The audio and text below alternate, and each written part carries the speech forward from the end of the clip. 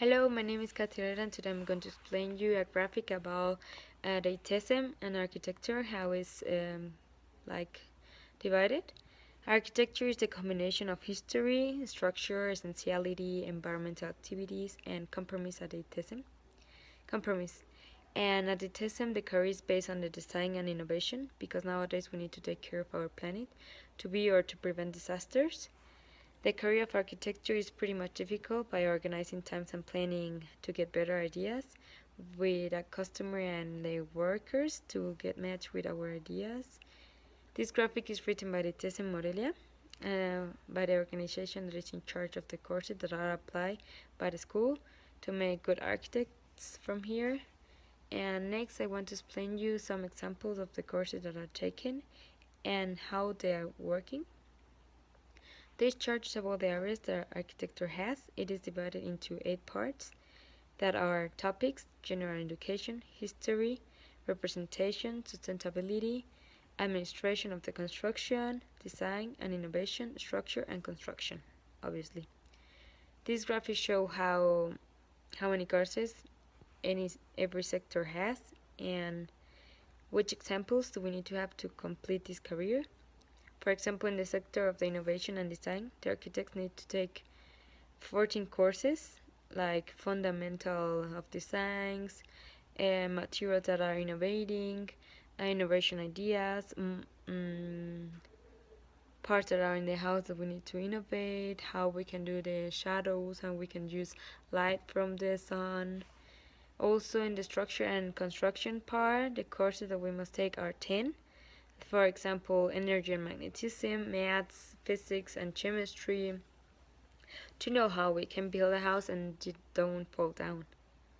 By the way, in the general education there are 8 courses like verbal expression, analysis, introduction to the career, how to deal with the customer, costs that we have, and all that stuff. And in the aspect of the history, it's necessary to learn the differences between the architectures before and the architecture nowadays, and how we can get to innovate them, and the bases that are made.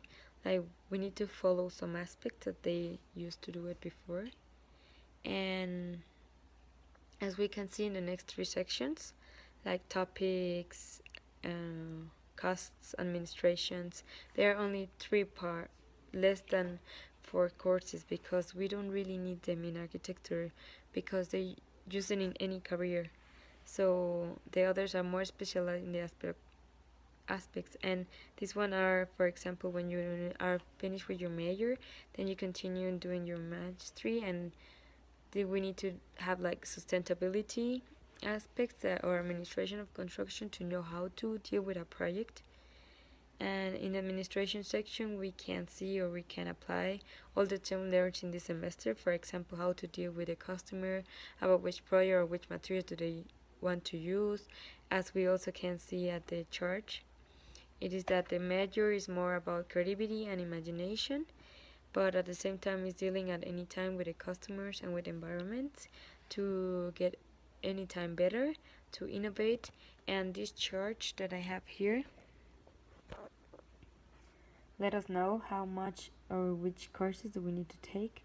It's pretty much well explained because here are the courses that I told you: 14 courses about design, 10 courses about construction, and next come education with 8 courses. The next one are 7, 7 and 4, 4, 4. So they are like in general to any other career. And that's architecture. Thank you for watching.